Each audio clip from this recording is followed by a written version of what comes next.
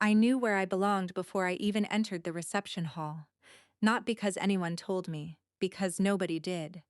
The ushers greeted guests with practiced smiles, walking grandparents to reserved tables and cousins toward the dance floor.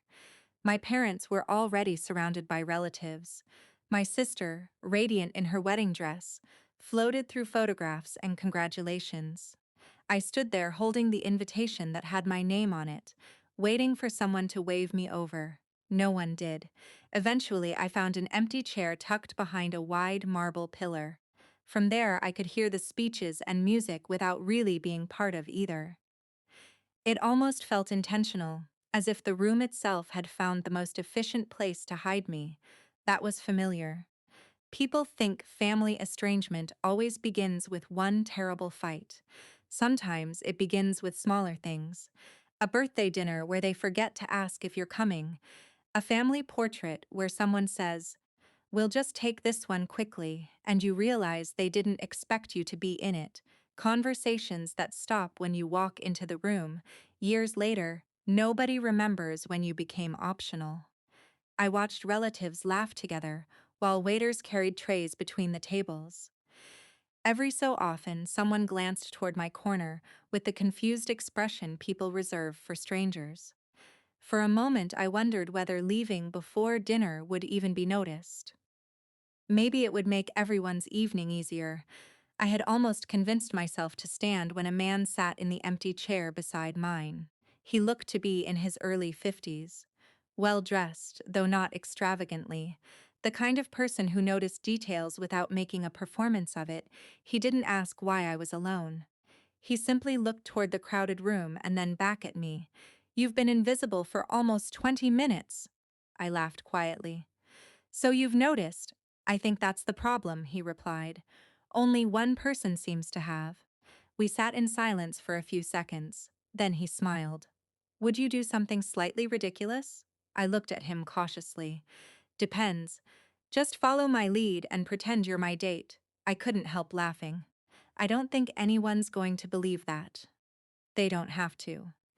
He stood first, offering his hand as naturally as though we'd planned it days ago, against my better judgment. I accepted. The strange thing wasn't that people suddenly welcomed me, it was how quickly they changed. An aunt who hadn't acknowledged me all afternoon suddenly introduced herself to him. My cousin pulled out a chair near the center tables. Someone asked whether I'd had dinner yet. Nothing about me had changed. Only their assumption that I mattered to someone important. That realization hurt more than being ignored. The man never introduced himself beyond his first name. Whenever I asked how he knew my sister, he would answer with something vague.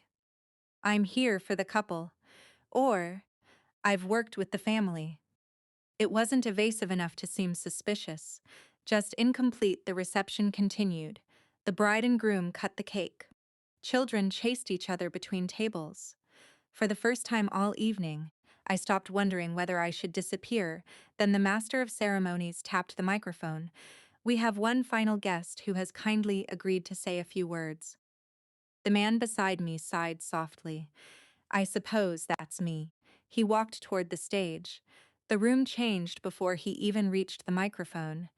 People who hadn't paid attention to him all evening suddenly straightened in their seats. My brother-in-law stood immediately. My father looked startled. Even my sister's smile faded into confusion. Whispers spread through the room. That's when I realized everyone knew him. Everyone except me. He thanked the newlyweds first. He congratulated both families with warmth that felt genuine. Then his voice became quieter. "Our organization has spent the last several months evaluating partnerships for community development. Character matters to us as much as financial planning." The room became completely still. He wasn't merely a guest. He was the senior partner representing the foundation that had pledged substantial funding to my brother-in-law's community initiative. The partnership everyone had celebrated all evening. He continued calmly. "I've reviewed proposals, attended meetings, and listened carefully." He paused, but tonight reminded me that character isn't demonstrated in presentations. It's demonstrated in ordinary moments. No one moved. He looked toward my table. Earlier this evening, I met someone sitting alone behind a pillar. Every face turned toward me. I don't know the history of every family. I never assume I understand private relationships. But I do know this. Kindness begins by noticing the person everyone else has stopped seeing. His words weren't angry, they weren't accusatory, they simply settled over the room with nowhere to escape. He nodded toward me. Thank you for reminding me that dignity often survives long after recognition disappears. Then he returned the microphone and sat down. No applause came immediately. People were thinking, which somehow carried more weight. Within minutes, relatives approached my table. My uncle asked whether I needed anything. Two cousins suddenly remembered childhood stories. My mother squeezed my shoulder longer than she had in years. Their attention felt strangely hollow, not because it was fake, because it had arrived only after someone else's approval made it safe. Later, my sister found me near the exit. Her makeup was still perfect. Her expression wasn't. I didn't know you were sitting back there. I looked at her for a long moment. I believe you. She blinked, because that wasn't really the problem. Not knowing where I'd been sitting was simply the final chapter of a story we'd both been living for years. I'm sorry, she whispered. There wasn't enough time before her first dance to untangle decades of quiet distance. So I nodded. I hope someday we talk when there isn't a wedding happening. She nodded back. I'd like that. Maybe she meant it. Maybe she didn't.